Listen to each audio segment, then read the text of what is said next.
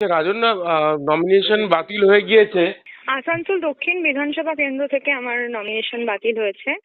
আমি রিকোয়েস্ট করব যে এরকম এরকম ভাবে কিছু পেশ করবেন না যে নমিনেশন বাতিল, কারণ সোনারপুরের মানুষ তো বিভ্রান্ত হয়ে যাচ্ছে। সোনারপুর দক্ষিণ বিধানসভা কেন্দ্র থেকে কিন্তু আমার নমিনেশন বাতিল হয়নি, আমার নমিনেশন রয়েছে এখানে এবং আমি প্রার্থী এখানকার মনোনীত।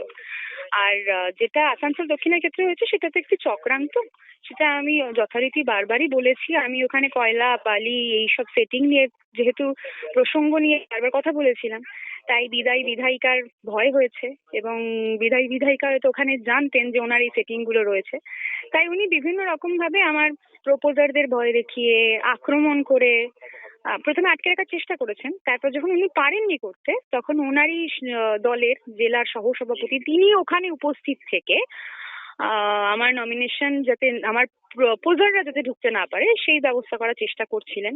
কিন্তু আমি তো ওর ঘরের মধ্যেই ছিলাম এবং আমি ওখানে উপস্থিত থেকে আমার 4জন প্রপোজারকে দিয়ে সাইনও করিয়ে দিয়েছিলাম।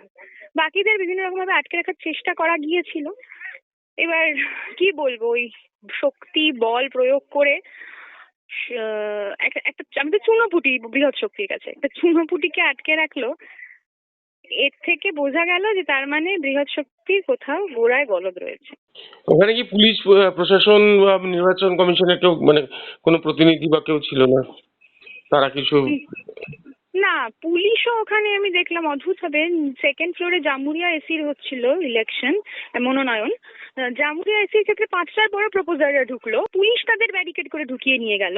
আর আমার প্রপোজাররা 3টের মধ্যে করিডোরে ঢুকে গেছে, কিন্তু তাদের ঘরে ঢুকতে দেবো না, বরং খুব খারাপ ভাষায় বললে দূর দূর করে তাড়িয়ে দেওয়া হলো।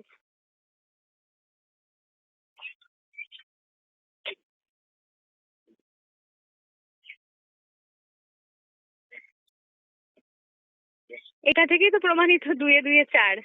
তাহলে সবাই বুঝুক যে আমি কারোর হয়ে প্রচার করছি নাকি একেবারেই স্বতন্ত্র নির্দল প্রার্থী হয়ে প্রচার করছি।